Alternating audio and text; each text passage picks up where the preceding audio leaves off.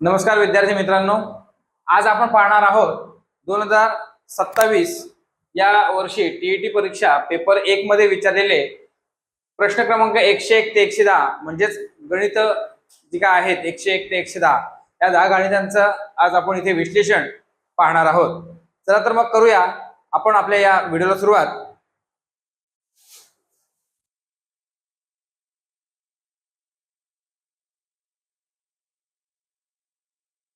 बघा, पहिलं गणित आहे सविताचे मासिक वेतन 10,000 रुपये असून, बघा मी ते लगेच लिहून घेतो।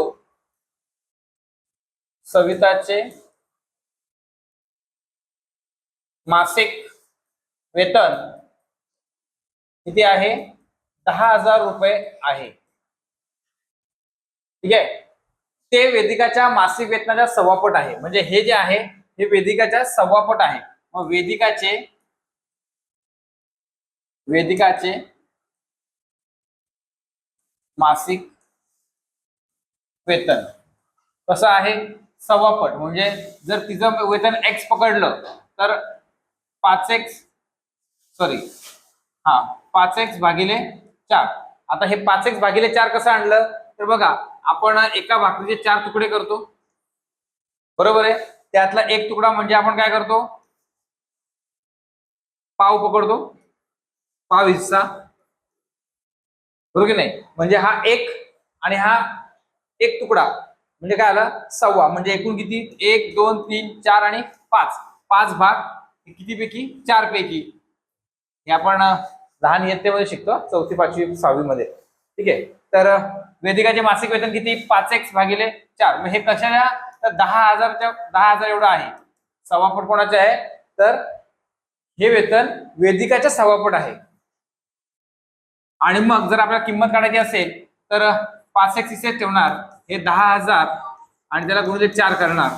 x इथेच ठेवलं तर यांचा गुणाकार केला 40,000 आणि भागिले हे 5, तर x बरोबर किती? तर 5 8 40, म्हणजे झाले किती? 8,000। म्हणजे हे वेदिकाचं वेतन झालं।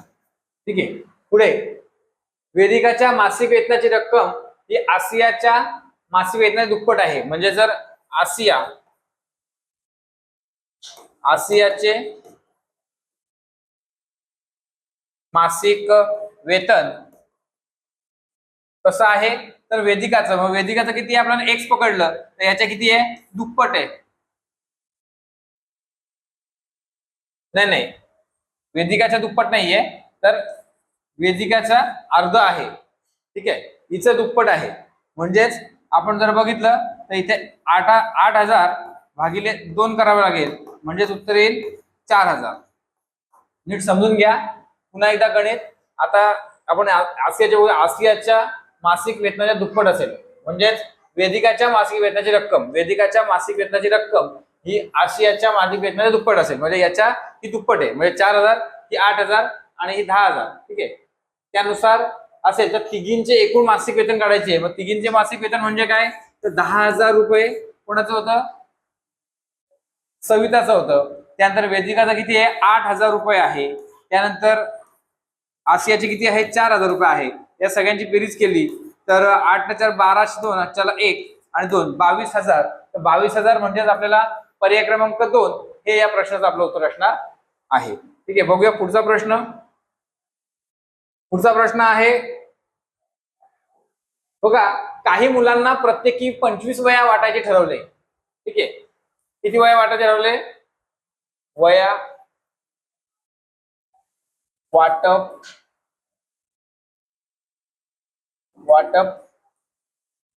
करण्याचे ठरले। किती? 25। ठीक आहे, परंतु प्रत्यक्षात किती वह्या वाटल्या? प्रत्यक्षात वाटलेल्या वह्या किती वाटल्या? 32। आणि म्हणून वह्या किती कमी पडल्या? 196। म्हणजे आता हे कसं काढणार? तर आपल्याला मुलांची संख्या माहिती आहे का? नाही। मग मुलांची संख्या काय करूया? x म्हणूया। मुलांची संख्या किती म्हणूया? x म्हणूया। ठीक आहे, मग आता एकूण वह्या किती झाल्या? ठरलेल्या एकूण वया वाटप ठरल्याप्रमाणे म्हणजे किती, तर 25 गुणिले x आणि मुळात केल्या किती, प्रत्यक्षात एकूण वाटप किती आल्या 32x. म्हणजेच एवढ्या वया आणि एवढ्या याच्यामध्ये जर आपण विचार केला तर 32x या वया वाटप केल्या आणि आपण एवढ्या करणार होतो असं त्यांनी सांगितलंय. म्हणजे किती वया कमी पडल्या, 196. मग या दोघांची वजाबाकी करूयात. इथे 7x बरोबर 196 आणि मग x बरोबर 196 भागिले 7. x बरोबर किती, तर 7 दुणे 14, 196 भागिले 7, 7 दुणे 14 आणि 7 8 56, एकूण किती 28 वया कमी पडल्या. पर्याय क्रमांक 2 जो आहे ते आपल्या या प्रश्नाचं उत्तर असणार आहे, 28 वया कमी पडल्या. बघा काय केलं आपण, 25 वया वाटवायचे ठरवले म्हणून एकूण वया आपल्याकडे किती होत्या 25, पण आपल्याकडे 25 वया आपण त्यांना देणार होतो म्हणजे एकूण संख्या किती आली 25x झाली असती. पण प्रत्यक्षात 32 वाढल्या. 32 वाढल्यामुळे काय आलं, तर 196 वया कमी पडल्या. म्हणजेच काही मुलांना 32 गेल्या, काही मुलांना कमी पडल्या. मग किती कमी पडल्या, म्हणून 32x वजा जर 25x केलं तर 196 उत्तर आलं. ठीक आहे. आणि त्यानंतर मग आपण काय केलं की त्यांची वजाबाकी करून आणि भागाकार केला तर उत्तर कितीला 28. म्हणजे 28 वया जर अजून याच्यामध्ये वाटल्या असत्या तर त्या बरोबर 32 सगळ्यांना गेल्या असत्या. ठीक आहे. तर पुढचा प्रश्न बघूया आपण, 103 वा प्रश्न बघा. 103 वा प्रश्न, शेजारील आकृतीत चौकोनांची संख्या किती. आता चौकोनांची संख्या काढायची असेल तर आपल्याला ती मोजावी लागेल. बघा चौकोन म्हटलं तर पहिला हा एक त्रिकोण आहे, इथे आपण लाल घेऊयात म्हणजे दिसेल. बघा हा एक त्रिकोण आहे, ठीक आहे, आणि हा एक त्रिकोण आहे. याप्रमाणे घेतलं तर पहिला एक त्रिकोण झाला, एक चौकोन झाला. ठीक आहे. त्यानंतर असा एक घेतला, हा दुसरा झाला, हा तिसरा झाला, चौथा झाला, त्यानंतर हा पाचवा झाला आणि हा एक सहावा झाला. म्हणजे आता हे लक्षात येणार नाही, असं सगळं एकत्र गेल्यामुळे लक्षात येणार नाही. तर आपण बघूया त्यासाठी काय करता येईल. बघा ही रेषा घेतली तर हा 1 आणि 2 बरोबर आहे. त्यानंतर ही रेषा घेतली तर हे 2, ही रेषा घेतली तर हे 2, ही रेषा घेतली तर हे 2, ही रेषा घेतली तर ह्या 2 आणि ही रेषा घेतली हे 2 बरोबर आहे. म्हणजे किती झाले बघा, इथे आपण 1 2 3 4 5 आणि 6 चौकोन झाले इथे. ठीक आहे. अधिक आता हे पुन्हा आपण काय करूया, हे छोटे चौकोन झाले म्हणजे आपण समभुज चौकोन म्हणूया. 2 त्रिकोण मिळून 2 समभुज चौकोन तयार झाले. त्यानंतर जर आपण बघितलं, समजा ही आपण पूर्ण रेषा घेतली, एक पूर्ण रेषा, ठीक आहे, तर हा एक चौकोन तयार होतो बरोबर आहे.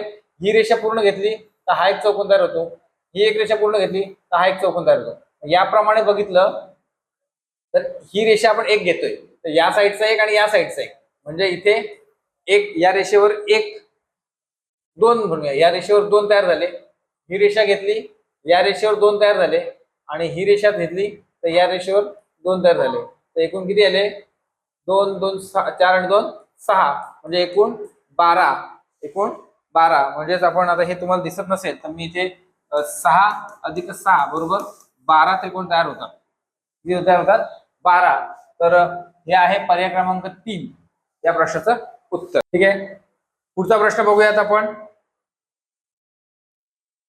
प्रश्न क्रमांक 104, 36 वस्तू समान वाटायच्या असतील तर किती प्रकारे वाटता येतील. याचं अतिशय सोपं उत्तर आहे. या 36चे आपल्याला काय करायचे, फक्त अवयव पाडायचे. 36चे अवयव पाडायचे. ते अवयव पाडले की जेवढ्या संख्या मिळतील तेवढ्या संख्यामध्ये तेवढ्या वेळा त्याचे समान वाटप करू शकतो. म्हणजे 1 हा अवयव आहे, 2 आहे, 3 आहे, 4 आहे, 6 आहे बरोबर आहे. त्यानंतर आता याच्या जोड्या तयार होतील. पुन्हा 6, इथे 4चा जोडीदार. बघा हे जाणीवपूर्वक करतोय मी, लक्षात यावं म्हणून. म्हणजेच काय, 6 6 36 होत आहे. ठीक आहे. इथे 4 9 36, 12 त्रिक 36, 12 त्रिक 36, त्यानंतर 18 दुणे 36 आणि 36 एके 36. म्हणजे जर अशा प्रकारे बघितलं आपण तर एका विद्यार्थ्याला 36 वया दिल्या तरी समान वाटप आहे.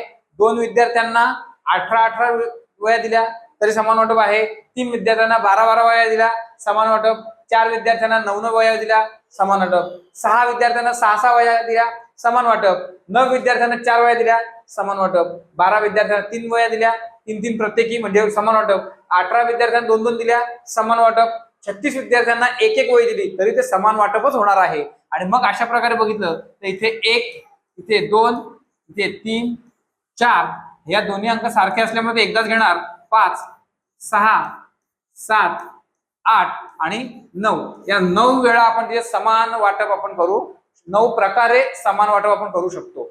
म्हणून आपल्या या प्रश्नाचं उत्तर असणार आहे पर्याय क्रमांक 2, 9 हे या गणिताचं उत्तर असणार आहे. जाऊया पुढच्या प्रश्नाकडे. पुढचा प्रश्न आहे 105 वा प्रश्न आहे. 2 अंकी विषम संख्यांची बेरीज किती? बघा 2 अंकी विषम संख्या पहिले जर आपण बघितलं तर 2 अंकी विषम संख्या म्हणजे सुरुवात होते 11 पासून 13, 15, 17 आणि डॅश डॅश डॅश डॅश 99 अशा प्रकारे आपण करू शकतो. ठीक आहे. आता जर आपण विषम संख्याच घेतल्या पूर्ण तर आपल्या लक्षात येईल की पहिल्या सुद्धा 1, 3, 5, 7 आणि 9 या सुद्धा विषम संख्याच आहेत पण त्या किती आहेत? 1 अंकी आहेत म्हणून ते आपण घेणार नाही. डायरेक्ट 11 पासून सुरुवात करणार आहोत. आणि इथे करताना अंकगणित श्रेणी जो 10वीला अंकगणित श्रेणी हा जो काय प्रकरण आहे या प्रकरणानुसार हे गणित सोडवायचं आहे.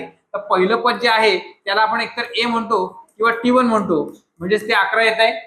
त्यानंतर दुसरं पद घ्यायची गरज नाही पण दोघांमधला जर फरक बघितला तर डी बरोबर किती आहे? 2 येणार आहे. तो पण काही आपल्याला बदलणार नाही. आणि शेवटचं पद सुद्धा माहिती आहे आपल्याला T n व पद म्हणजेच ते 99. आता n म्हणजे कितवं पद हे लक्षात आलं पाहिजे. जर आपण 1 ते 100 याच्यामध्ये संख्या बघितली 100 संख्या आहेत पण जर समसंख्या किती आहेत? समसंख्या 50 आणि विषम संख्या किती? त्या 50. पण आपल्याला 2 अंकी विचारले आहेत म्हणजे 2 अंकी या 5 संख्या जर कमी केल्या विषम संख्या तर किती येतील? 45 विषम संख्या येतात. म्हणजे जर आपण ते Tn घेतलंय तिथे आपण T45 घ्यावे लागेल. म्हणजे T45 व पद आहे हे आपल्या या गणितामध्ये. इथे T1 म्हणूयात, इथे T2, इथे T3 आणि T4. म्हणजे काय? पहिलं पद, दुसरं पद, term, first term, second term, third term अशा प्रकारे. ठीक आहे. आता हे लक्षात आलं असेल तर यानुसार आपण गणित सोडवायला घेतलं तर आपल्या लक्षात येईल की त्यांची काय म्हणजे बेरीज Sn बरोबर n/2 आणि जर पहिलं आणि शेवटचं पद माहित असेल तर आपण T1 आणि Tn म्हणतो. ठीक आहे. तर इथे n बरोबर किती आलाय? 45 आलाय. मग 45 भागिले 2 त्यानंतर T1 म्हणजे किती? तर 11 आणि Tn म्हणजे किती? तर 99. याप्रमाणे गेलो तर 45 आणि या दोघांची बेरीज 110 आणि हे 2 भागिले. ठीक आहे. तर याने याला भाग जातं उत्तर येतं किती? 55. ठीक आहे. मग 45 गुणिले 55 म्हणजेच आपला असणार आहे या प्रश्नाचं उत्तर. मग आपण बघूया की 45 गुणिले 55 केलं तर 5 5 25 चला 2 5 20 आणि 2 22. याचप्रमाणे इथे पण तोच गुणाकार येणार आहे कारण दोन्हीकडे अंक सारखेच आहेत 5 आणि 5. त्यामुळे हा 5, 5 आणि 2 7, 2 आणि 2 4 आणि हा 2 2475. आपलं पर्याय क्रमांक 4 2475 हे आपलं या प्रश्नाचं उत्तर असणार आहे. आता हे झालं एक प्रकारे. आता आपण दुसऱ्या प्रकारे पण आता उत्तर सोडू शकतो. दुसरा प्रकार म्हणजे काय? तर विषम संख्यांची बघा विषम संख्यांची जर बेरीज काढायची असेल तर n चा वर्ग म्हणजेच विषम संख्यांची बेरीज. संख्यांची बेरीज हे आपण काढू शकतो. विषम संख्येची बेरीज काढताना आपण n म्हणजे किती? तर बघा सांगितलं की 50 विषम संख्या येतात. 50 चा वर्ग म्हणजे किती? 5 5 25 आणि 2 0. ठीक आहे. पण हे किती आहेत? 2 अंकी. 2 अंकी विषम संख्या किती? 1 अंकी संख्या किती आहेत? 5 आहेत. मग 5 चा वर्ग किती? 25. म्हणजे पहिल्या 5 ज्या नैसर्गिक संख्या आहेत विषम संख्या त्यांची बेरीज 25. 1 ते 1, 3, 5, 7 आणि 9 यांची बेरीज किती आली? ही 25 आली. आणि पुढे 11 पासून तर 99 पर्यंत ज्या विषम संख्या आहेत त्यांची बेरीज एवढी आली. मग 2500 वजा 25 केलं तर आपल्या लक्षात येईल की 2475 म्हणजे हेच उत्तर आपल्याला मिळतंय. ठीक आहे. कळलं? पुढचं बघूया आपण. पुढचा प्रश्न 106 वा प्रश्न आहे. बघा या प्रश्नामध्ये काय विचारलंय? या प्रश्नामध्ये विचारलंय 8 25 25 26 12 101 त्यानंतर 9 आणि 39, 17 आणि 187 यापैकी सहमूळ संख्यांच्या जोड्या किती? तर आता आपल्याला प्रत्येक जोडी बघावं लागेल. 8 आणि 25, 2 नंबर 25 आणि 26, 3 नंबर 12 आणि 101, त्यानंतर 4 नंबर आहे 9 आणि 36 आणि 5 नंबर आहे 17 आणि 187. आता आपला अभ्यास एवढा पक्का व्हायला पाहिजे की बघितल्या यांचे आपल्याला अवयव यायला पाहिजे. आपण हे का लिहिलेत तर यांचे अवयव पाडण्यासाठी लिहिलेत. अवयव पटापट लक्षात आले पाहिजेत की इथे 4 गुणिले 2 8 होतात, इथे 5 गुणिले 2 म्हणजे आपण विचार केला तर 1 हा अवयव सगळ्यांकडे कॉमन आहे. इथे 2, इथे 4 निघेल आणि इथे 1 आणि इथे 5 एवढंच निघेल. इथे आलो 1 आणि 25 किंवा इथे आपण बघूया 5 पकडूया. 5 2 अवयव पडले. इथे 1 2 नंतर 13. ठीक आहे. इथे बघूयात 1 2 3 4 6 आणि 12 पण येईल. इथे 26 पण येईल. ठीक आहे. इथे 25 सुद्धा येईल. इथे 8 पण येईल आणि इथे 25 येईल. हे विसरायला नको. आणि हा 101 काय आहे? 101 ही मूळ संख्या आहे, त्यामुळे 1 आणि 101 हे दोनच अवयव पडणार आहे. इथे आलो 3 अवयव आहे, 1 आणि 3 आणि 1 9. इथे आलो 1 त्यानंतर 3 4, इथे 2 पण आहे, 2 3 4 त्यानंतर 6 9 12 18 आणि 36. ठीक आहे. इथे आलो 1 आणि 17 कारण ही मूळ संख्या आहे. इथे आलो 1 17 11 आणि 187. आता हे कसं आहे ते भागाकार करायचं आहे. सरळ सरळ 187 भागिले 11 केलं, 11 1 11, इथे उरले 7 7 11 7 77 म्हणजे 11 आणि 17, 11 आणि 17 हे दोन आले इथे. ठीक आहे. हे अवयव आहेत. आता हे सोपे होते म्हणून मी त्याचं काही विश्लेषण केलं नाही. ठीक आहे. आता याच्यामध्ये बघितलं तर ह्या दोन संख्या आहेत, याच्यामध्ये फक्त एक एक अवयव आहे म्हणजे समूळ संख्यांची जोडी आहे. त्यानंतर इथे आलो, इथे एक एक सामायिक अवयव आहे म्हणजे ही सुद्धा समूळ संख्यांची जोडी आहे. ठीक आहे. कारण हे कंटिन्युअसली असतातच, म्हणजे ज्या क्रमागत नैसर्गिक संख्या आहेत त्या सहमूळ संख्या किंवा सापेक्ष मूळ संख्या असंही त्यांना म्हटलं जातं. ठीक आहे. तर ही सुद्धा सापेक्ष मूळ जोडी आहे. आणि इथे आलो आपण, इथे 3 इथे 9 म्हणजे एक एक तर आहेच, पण एकच्या व्यतिरिक्त जे काय जर आपल्याला सामायिक अवयव आले तर ही सापेक्ष मूळ किंवा सहमूळ संख्यांची जोडी होणार नाही. तसं इथे पण एक एक आलंय आणि 17 17 पण आले म्हणजे ही सुद्धा सापेक्ष मूळ किंवा सममूळ संख्यांची जोडी येणार नाही. तर सममूळ संख्या म्हणजे काय, त्यांचा सामायिक अवयव हा एकच असायला पाहिजे. तर मग इथे पाहिजे 1 2 आणि 3 म्हणजे किती जोड्या आहेत हे विचारलंय तर 3. पर्याय क्रमांक 2 हे आपल्या या प्रश्नाचं उत्तर असणार आहे. अतिशय सोपं गणित होतं, फक्त अवयव सगळ्यांचेच पाडावे लागणार होते. काही गणित असे आहेत की सगळे 4 ऑप्शन आपल्याला बघावं लागणार आहे. ठीक आहे. पुढचं बघूया आपण. 107वा प्रश्न आहे. 107वा प्रश्न आहे, एके वर्षी महाराष्ट्र दिन बुधवारी आहे तर त्याच वर्षी स्वातंत्र्य दिन कोणत्या वारी असेल? आता बघा, महाराष्ट्र दिन कधी येतो? 1 मे. बरोबर आहे. तो कधी आहे? बुधवारी आहे. आणि स्वातंत्र्य दिन हा कधी आहे? तर 15 ऑगस्ट. तो कधी आहे ते विचारले. ठीक आहे. मग आता मे जून जुलै ऑगस्ट हे दिवस काढायचे आपल्याला. आता मे मध्ये एक, आता बघा जानेवारी फेब्रुवारी मार्च एप्रिल मे म्हणजे 31वा, पण 31 मधला एक गेला तर राहिले किती? 30. ठीक आहे. त्यानंतर जून 31 नंतर मे, जानेवारी फेब्रुवारी मार्च एप्रिल मे जूनला 30, जुलैला पुन्हा 31 आणि पुन्हा रिटर्न इकडे आलो तर ऑगस्टला सुद्धा 31. तर याप्रमाणे काढायचं. ऑगस्ट मध्ये 31 न घेता ऑगस्ट मध्ये 15वा दिवस घ्यायचा आहे. ठीक आहे. मी इथे आपण काय करणार, वार किती असतात? 7. आठवड्याला 7 वार. मग याला प्रत्येकी 7 ने भागायचं. 7 चोक 28, 28 म्हणजे 2 राहिले. बरोबर. इथे 28 मध्ये 2 राहिले, इथे 28 मध्ये 3 राहिले आणि इथे 7 ने भागलं तर 7 दुने 14 राहिला 1. म्हणजे आपण काय केलं, यातून आठवडे कमी केले. 7चा एक आठवडा म्हणजे कमी केला, 7चा एक आठवडा, असे 7 चोक म्हणजे 4 आठवडे कमी केले याच्यामध्ये. 4 आठवडे कमी गेले याच्यामध्ये, 4 आठवडे कमी याच्यामध्ये आणि 2 आठवडे कमी गेले यामध्ये. मग असे करून जर उरले किती ते एवढे दिवस शिल्लक राहिले, यांचा जर विचार केला तर 4 आणि 3 7. 7 म्हणजे हे पण कमी करायला लागले की 7 दिवस झाले पूर्ण. 7 दिवस, 7 दिवस म्हणजे बुधवार होता तो बुधवार झाला. ठीक आहे. आणि हा एक दिवस म्हणजे आता पुढे सरकलो असतो, बुधवार पासून पुढे आलो गुरुवार.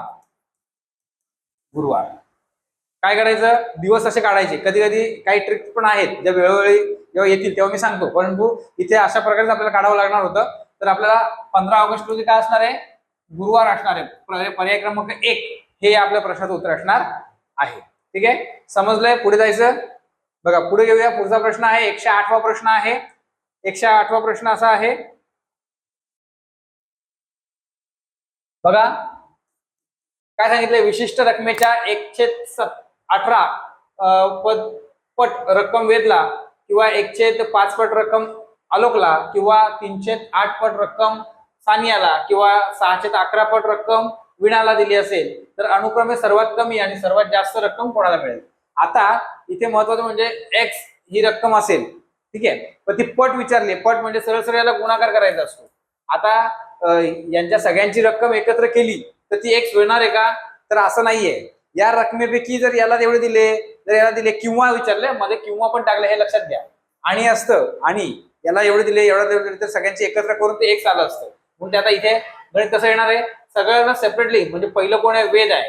तर वेदला किती आहे, 7/18. ठीक आहे, त्यानंतर आलोक, आलोकला किती आहे तर 3/8. त्यानंतर सानिया, सानियाला किती आहे 6/11. आणि राहिलं का माझं, नाही चुकलं इथं. वेदला 2/5 पट वेदला आहे, 3/8 पट सानियाला आहे. आणि वीणा जी आहे ती वीणाला किती आहे 6/11 पट आहे. तर याप्रमाणे जर आपण बघितलं तर यांची उत्तरं काढली, आपल्याला यांची उत्तरं काढली तर लक्षात येईल की कोणाला रक्कम जास्त गेलेली आहे. तर आपण 7/18 करूया. तर 7ला भाग जाणार नाही, मग 0 घेतला 7 आणि इथे 0 घेतला. ठीक आहे, तर मग 18 त्रिक 54 आणि 8 त्रिक 72 येतं. 8 त्रिक 72 येतं, ते 72 जमणार नाही. मग 18 त्रिक 54 वजा केलं तर इथे 16 उत्तर आलं. 0 घेतला पुन्हा. मग आता इथे 18 त्रिक 54, 18 चोक 72, 18 5 70, 18 5 90, 18 7 108, 18 7 126, 18 8 144 आणि 18 9 162, म्हणजे 18 8 144. मग इथे घेतलं तर पुन्हा आपल्याला 16, म्हणजे हे आता हे 8 8 8 8 असंच शिल्लक येणार नाही. म्हणून इथे 0.38 असं आपल्याला उत्तर येणार आहे. ठीक आहे, आता हे झालं 1. त्यानंतर 2/5 हे तर अतिशय सोपं, याला भाग जात नाही म्हणून 0. 2 उत्तर आलं. इथे पॉईंट घेतला, इथे घेतला 0 0. किती आलं उत्तर 20 वजा केलं तर म्हणजे 0.4. 4 म्हणजे 40 घेऊया आपण. ठीक आहे, हे पण राहू दे असंच. पुढे आपण खाली घेऊया तिसरं गणित 3/8. आता इथे पण भाग जात नाही म्हणून 0. पॉईंट घेतला, इथे 0 उतरवलं तर 8 त्रिक 24 आणि उत्तर आलं 6. 0 घेतला तर 8 7 48, 8 7 56 आणि 8 8 64. 64 येऊ शकत नाही म्हणून 8 7 56 आणि 4 उत्तर आलंय. पुन्हा ते आता पुढे पुढे येत राहील. आपल्याला दोनच अंक बघायचे आहेत. इथे 0.37 हे उत्तर आलेलं आहे. आणि मग इकडे 6/11. आता इथे पण भाग जाणार नाही म्हणून आपण असं घेतलं. ठीक आहे, त्यानंतर आता काय करायचं, इथे 0 घेतला. मग 11 5 55 घेतलं. ठीक आहे, पुन्हा इथे 5 उत्तर आलं 50. 11 चोक 44, 6 पुन्हा 33 येणार आहे. म्हणजे इथे सुद्धा काय आलं 0.54 उत्तर आलेलं आहे. आता यावरून लक्षात येते आपल्याला सगळ्यात कमी कोण आहे तर 38 37 हे सगळ्यात कमी आहे. 1 म्हणजे आपल्याला काय विचारलंय, सर्वात कमी कोण आहे तर सानिया. मग आपण इथे लिहून घेऊया सानिया. इथे लिहितो मी सानिया, हा, आणि सर्वात जास्त कोण असेल तर हे आहे वीणा. वीणा म्हणजे या प्रश्नाचं उत्तर काय असणार आहे आपल्याला? सानिया आणि वीणा हे पर्याय क्रमांक 3. वीणा आणि सानिया पण दिलंय, पण पहिल्यांदा सर्वात कमी आणि सर्वात जास्त विचारलं असतं तर वीणा आलं असतं. म्हणजे इथे आपण असं चिन्ह घेण्याला हरकत नाही, अशा प्रकारचं चिन्ह. ठीक आहे, तर या प्रश्नाचं उत्तर असणार आहे तिसरं, सानिया आणि वीणा हे आपल्या या प्रश्नाचं उत्तर असणार आहे. ठीक आहे, चला पुढचा प्रश्न बघूयात आपण. 109वा प्रश्न आहे. 109वा प्रश्न आहे. आता बघा इथे दिलाय चौरस हा टिंबटिंब असतो हे विधान पूर्ण करण्यासाठी योग्य ठरणाऱ्या बाबी खालील प्रकारे कोणत्या? आणि इथे काय दिलंय? एक समांतरभुज चौकोन दिलंय, समभुज चौकोन दिलंय आणि काटकोन चौकोन दिलंय. ठीक आहे, आता हे गुणधर्म ज्यांचे पाठांतर तो विद्यार्थी ही उत्तरं अतिशय बरोबर लिहिणार. पण आता बघूया, तरी पण आपण इथे करूया. हा चौरस आहे, ठीक आहे, इथे काटकोन असतो, ठीक आहे, इकडे आपण कर्ण काढू शकतो. हा, आता सगळ्यात महत्वाचे पहिलं जो आहे समांतरभुज चौकोन. मग समांतरभुजला मी आकृतीच काढतो, आकृती काढतो समांतरभुज. मग याचा गुणधर्म काय आहे? समोरासमोरील बाजू, ही बाजू आणि ह्या बाजू समोरासमोर असतात, त्या एकरूप असतात. मग इथे गुणधर्म जुळतो का? ही बाजू ही बाजू ही बाजू ही बाजू आहे काय एकरूप? आहे ना, ही याच्या एकरूप आहे आणि ही याच्या एकरूप आहे. म्हणजे पहिला गुणधर्म आला. ठीक आहे, दुसरा गुणधर्म काय सांगितला तो? हे जे आहेत हे दोन्ही एकमेकांना काय करतात? परस्परांना दुभागतात. काय करतात? परस्परांना दुभागतात. हो, दुभागतात, हे पण बरोबर आहे. ठीक आहे, त्यानंतर त्याने सांगितलं की हा कोण आणि हा कोण, हा कोण आणि हा कोण हे काय असतात? एकरूप असतात. तर ते पण बरोबर आहे. इथे 90 अंशाचा आहे, इथे 90 अंशाचा, हा 90 हा 90, म्हणजे तो एकरूपच आहे. हा आणि हा एकरूप आणि हा एकरूप, म्हणजे याचे जे गुणधर्म आहेत ते सगळे तिकडे जुळत आहेत. म्हणजेच ऍक्च्युली याचे जुळत आहेत असं नाही, तर हा इकडे जुळतोय, हा जो आहे हा इकडे जुळतोय, याचे गुणधर्म याच्यानुसार येत आहेत. ठीक आहे, नंतर आपण ब घेऊया, समभुज. समभुज, मग समभुज मध्ये काय सांगितलंय? या चार बाजू एकरूप आहेत, इथे पण आहेत ना चार बाजू एकरूप, याचा तोच गुणधर्म आहे. त्यानंतर हे दोन कर्ण समान आहेत, कर्ण समान असतात. ठीक आहे, कर्ण समान असतात. त्यानंतर सांगितलंय की हे दुभागतात. हो, दुभागतात, याला पण तेच दिलंय. हा आणि हा जरी वेगळा असला तरी इथे हा आणि हा सारखाच आहे ना, म्हणजे ते सारखे झाले की नाही? मग इथे पण तेच. इथे सांगितलंय कोण काय असतात? सारखे असतात. हा कोण आणि हा कोण सारखा असतो समोरासमोरील, आणि हा आणि हा सारखा असतो. तर इथे तेच आहे. म्हणजेच आपल्याला हे दोन्ही जे आहेत ते दोन्ही आलेले आहेत. आता आपण क बघूयात. क काय? काटकोन चौकोन. काटकोन चौकोन म्हणजे आयत. आयताचे गुणधर्म काय आहेत? हा चौकोन आहे काटकोन, तर हो ते पण काटकोन आहेत. इथे ही बाजू सारखी आहे आणि ही बाजू सारखी आहे, तर इथे पण तेच आहे. त्यानंतर हे कर्ण जे आहेत हे दुभागतात, तिथे सारखं आलंय. ही बाजू आणि ही बाजू समांतर आहे, ही बाजू समांतर आहे, ही बाजू समांतर आहे, हो ही बाजू समांतर आहे, ही बाजू समांतर आहे, हो ही बाजू समांतर आहे. कळलं? तर हे असे सगळे आपल्याला इथे पण समांतर आहेत, तिथे पण समांतर आहेत. म्हणजेच काय आलंय की चौरस हा टिंबटिंब असतो, चौरस समांतरभुज जाऊ शकतो का? हो, चौरस समांतरभुज जाऊ शकतो का? याचे जेवढे गुणधर्म तेवढे याच्यात आहेत. ठीक आहे, चौरस समभुज असू शकतो का? हो, समभुज पण असू शकतो. म्हणजे हा पण असू शकतो, हा पण असू शकतो आणि हा पण असू शकतो. चौरसाची गणती आपण इथे पण करू शकतो, इकडे पण करू शकतो आणि इकडे पण करू शकतो. म्हणून याचे पर्याय जो आहे पर्याय क्रमांक 4, क, ब आणि क हे तिन्ही पर्याय बरोबर असणार आहे. ठीक आहे, समजलं असेल. आपण गुणधर्म आता लिहू शकत नाही, लिहायला घेतो तर खूप मोठा व्हिडिओ होईल, पण फक्त आपण त्या आकृत्याकडून ते चेक केलेलं आहे, लक्षात येईल असं मला वाटतंय. पण जर काही प्रॉब्लेम्स असेल तर तुम्ही कमेंट करा. ठीक आहे, पुढचा प्रश्न बघूया. 110वा प्रश्न. आता बघा, हा प्रश्न जो आहे हा सोडवावा लागणार आहे आपल्याला. बघा, एकास 1/2 वजा 5/8 भागिले 1/4 आणि गुणिले 0.24 बरोबर किती? आता आपल्याला माहिती आहे BODMAS bracket of the division, multiplication, addition आणि सबट्रॅक्शन याप्रमाणे जायचं आहे. आपण आता हा जो आलेला आहे ब्रॅकेट आपण आधी सोडून घेणार आहोत. म्हणजे हा ब्रॅकेट हे पण आपण सेपरेटली करू शकतो याचं, तर हा एवढा अंक सेपरेट आहे. 2 आणि 3 3/2 जसा आला 5/8 गुणिले 4/1 आणि गुणिले 0.24. त्यानंतर इथे 3/2 वजा, आता 4 एके 4 आणि 4 दुने 8, 5 एके 5 आणि 2 एके 2, म्हणजे हे आलं 0.24. आता पहिलं ब्रॅकेट झालं. ब्रॅकेट पुन्हा आहे का? एक आहे, पण त्याच्यामध्ये आतमध्ये एकच संख्या आहे, म्हणजे हे संपलं. ऑफ ऑफ म्हणजे आता हे आलंय, याला हे मल्टिप्लिकेशन, डिवायडेशन नाहीच आहे आता. मग डिवायडेशन केलं, ऑफ केलं, मल्टिप्लिकेशन आलं. ठीक आहे. मग आपण इथे 3/2 वजा, आता हे गुणाकाराचं आलंय, मग ते आधी सोडवावं लागेल. मग आपण इथे जर बघितलं तर हे याने भागलं तर 0.12 उत्तर येते, म्हणजेच 5 गुणिले 0.12. ठीक आहे. आता पुन्हा गुणाकाराचं उत्तर आले, म्हणजे 3/2 आणि वजा, यांचा दोघांचा गुणाकार केला 12×5 = 60, मागून 2 शून्य, म्हणजेच तेवढं उत्तर येते. ठीक आहे. आता इथे इथे काय करायचंय? छेद समान करायला लागेल, कारण आता ह्या परिमेय संख्या आल्या.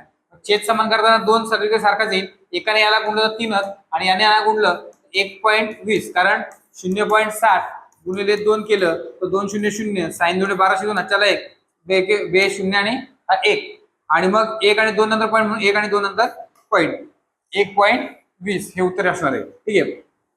आता 3.00 वजा 1.20 असं घ्यायचं आहे आपल्याला. शून्यातून शून्य गेला तर शून्य, या शून्यातून जाणार नाही, म्हणून इथे 2 राहिला आणि इथे 10 आलं, तर 10तून 2 गेले राहिले 8, 2तून 1 गेले राहिला 1, म्हणजे उत्तर आलंय 1.80/2.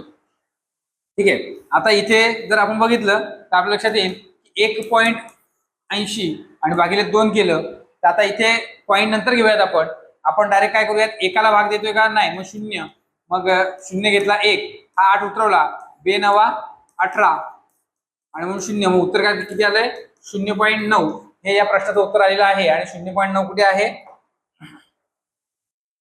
तर पर्याय क्रमांक 2 इथे या प्रश्नाचं उत्तर आलेलं आहे. हे सर्व गणित तुम्हाला समजले असतील अशी अपेक्षा करतो. आणि जर समजले नसेल तर कुठलं गणित समजलं नाही यासाठी तुम्ही कमेंट करा. हा व्हिडिओ आवडला असेल तर लाईक करा, शेअर करा आणि सबस्क्राईब करायला विसरू नका. भेटूया पुढच्या व्हिडिओमध्ये. गणित क्रमांक 111 ते 120 हा पुढचा व्हिडिओ आपला असणार आहे. तोपर्यंत इथेच थांबतो. भेटूया पुढच्या व्हिडिओमध्ये. धन्यवाद.